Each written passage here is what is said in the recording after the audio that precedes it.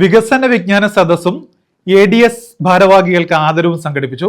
കരുനാഗപ്പള്ളി ആലുംകടവ് ബോധോദയം ഗ്രന്ഥശാലയുടെയും നഗരസഭ 1-ാം വാർഡ് കുടുംബശ്രീ ADSന്റെ നേതൃത്വത്തിലായിരുന്നു പരിപാടി. കരുനാഗപ്പള്ളി ആലുംകടവ് ബോധോദയം ഗ്രന്ഥശാലയുടെയും നഗരസഭ 1-ാം ഡിവിഷൻ കുടുംബശ്രീ ADSന്റെയും നേതൃത്വത്തിലാണ് വികസന വിജ്ഞാന സദസ്സും ADS ഭാരവാഹികൾക്ക് ആദരവും സംഘടിപ്പിച്ചത്. Taluk library council secretary V Vijayakumar ഉദ്ഘാടനം ചെയ്തു.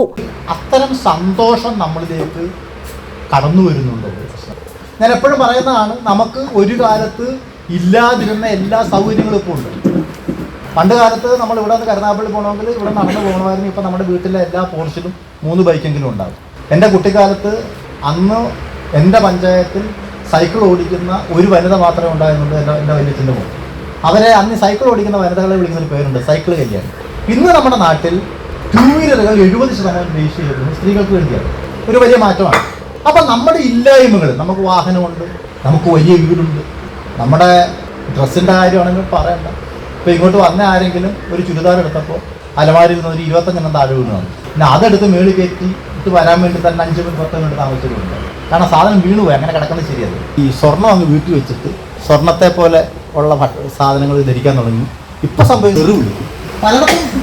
ഞാനൊരു തമാശക്കാണ്, മോഷണത്തിലൊക്കെ പാടുപെട്ടാ ഇപ്പോൾ ഈ മോഷണമൊക്കെ ആസൂത്രണം ചെയ്ത് മാനയം പറിച്ചുകൊണ്ട് പോയിട്ട്. നഗരസഭാ കൌൺസിലർ സീമ സഹജൻ അധ്യക്ഷത വഹിച്ചു. താലൂക്ക് ലൈബ്രറി കൌൺസിൽ എക്സിക്യൂട്ടീവ് അംഗം M സുരേഷ് കുമാർ ആമുഖ പ്രഭാഷണം നടത്തി. കുടുംബശ്രീ ADS ഭാരവാഹികളെ CDS ചെയർപേഴ്സൺ S ഇന്ദുലേഖ ആദരിച്ചു. ADS chairperson Beena, secretary Smitha, vice chairperson Deepthi, CDS അംഗം അഞ്ജു, ഗ്രന്ഥശാല secretary N Uthaman, librarian Saritha എന്നിവർ പങ്കെടുത്തു.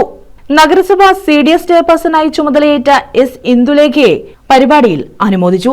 News bureau, Karunagappally.